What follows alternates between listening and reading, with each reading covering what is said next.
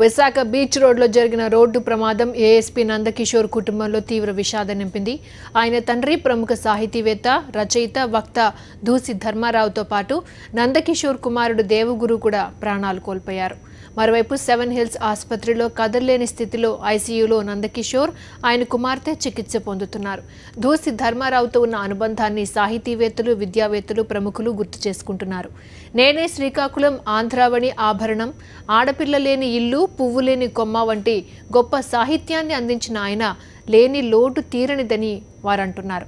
మరిన్ని వివరాలు వారి మాటల్లోనే మా కరెస్పాండెంట్ శ్రీదేవి విశాఖ నుంచి అందిస్తారు.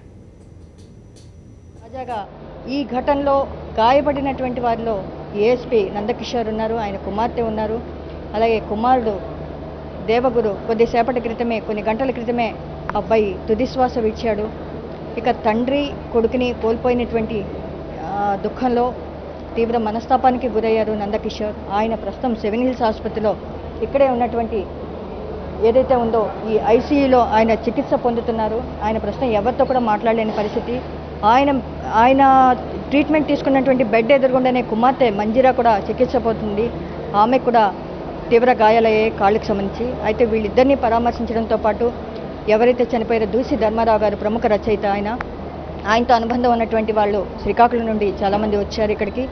ముఖ్యంగా ఆయన ఇంటాక్కి కన్వీనర్గా పనిచేసేవారు. అలాగే ప్రాచీన సంస్కృతి సాహిత్యాన్ని పరిరక్షించడంలో ఆయన కీలక భూమిక వహించారన్నటువంటిది సాహితీలోకం చెప్తోంది. మరి ఆయన లేని లోటును ఇప్పటికే తీర్చలేనిది అన్నటువంటి ఒక దిగ్భ్రాంతి వ్యక్తం చేసినటువంటి పరిస్థితి. ప్రస్తుతం ఆయన కుటుంబం, నందకిషోర్ కుటుంబంతో అనుబంధం ఉన్నటువంటి వారంతా స్నేహితులు, ఆప్తులు, బంధువులు మనతో పాటు ఉన్నారు. అడిగి తెలుసుకునే ప్రయత్నం చేద్దాం. నాకు ఆప్త మిత్రుడు, ఇవాళ ఇంటాక్ సంస్థకి కన్వీనరు, అలాగే రెడ్ క్రాస్ సంస్థకిలో కూడా మేనేజింగ్ కమిటీ మెంబర్. అతను నిజంగా దూసి ధర్మారావు గారు పోవడం ఇవాళ శ్రీకాకుళంకే కాకుండా ఉత్తరాంధ్ర జిల్లాలకి ఒక మహా వ్యక్తి కోల్పోయాడండి.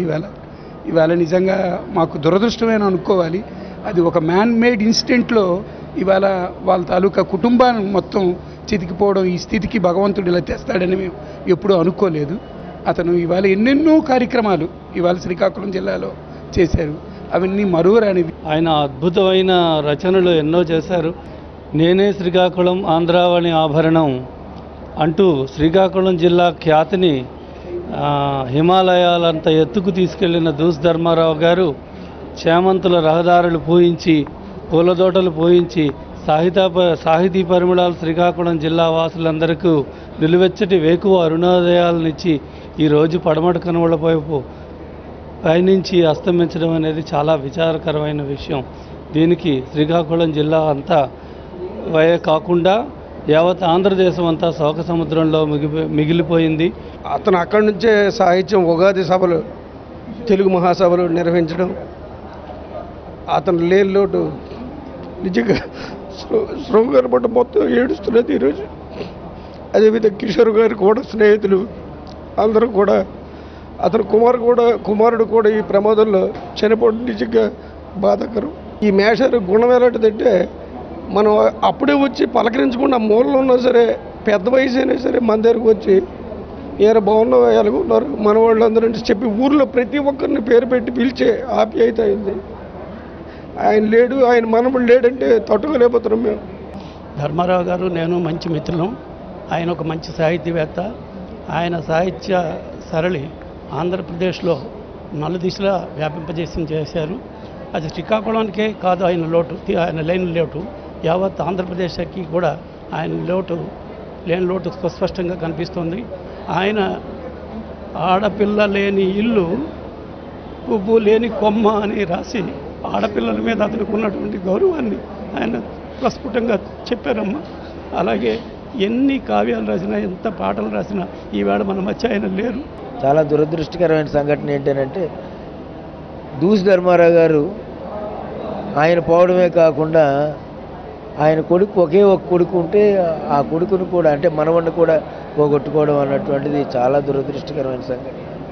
ఈ మధ్యకాలం నుండి ఉగాది పురస్కారాలు తీసుకోవడం జరిగింది ఢిల్లీలో, అలానే హైదరాబాద్లో, అది విజయవాడలో వారి ఉగాది పురస్కారాలు తీసుకోవడం జరిగింది. ఓ మంచి కవి, మంచి రచయిత, మంచి వ్యాఖ్యాత, మంచి స్నేహితుడు, అన్నింటికీ మించి సామాజిక సేవ దృక్పథం ఉన్నటువంటి వ్యక్తి, మంచి మనిషి, మహామనిషి అండి. సో ఇది నందకిషోర్ ఇంట కనిపిస్తున్నటువంటి విషాదమైనటువంటి అంశాలు ఇవి. నిజంగా బెడ్ మీద ఉండి కదలలేని పరిస్థితుల్లో కనీసం కుమారుడి చివరి చూపు కూడా నోచుకోలేదు.